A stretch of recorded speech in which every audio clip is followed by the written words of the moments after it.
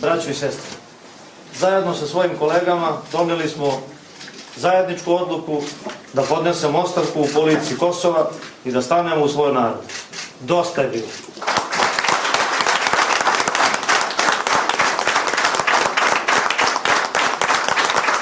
Srbi su neprestano izloženi teroru i institucionalnom nasilju. Ruši im se sloboda kretanja. ROSU jedinice gotovo svakodnevno upadaju u srpske sredine. Tu su i 4 nelegalne albanske policijske baze u zelenoj zoni, a Srbima je zabranjeno i pravo glasa, pa čak i lekovi iz centralne Srbije. Ja, Goran Rakić, podnosim ostavku na mestu ministra u vladi u Prištini. U svoje lično ime i ime svih poslanika Srpske liste u Skupštini u Prištini podnosimo neopozivu ostavku na mesta poslanika u Skupštini u Prištini. Podnosimo ostavke na svoja mesta sudija, tužioca i administrativnih radnika. Podnosimo ostavke na mesta gradonačelnika zajedno sa predsjedavajućim Skupština i našim odbornicima.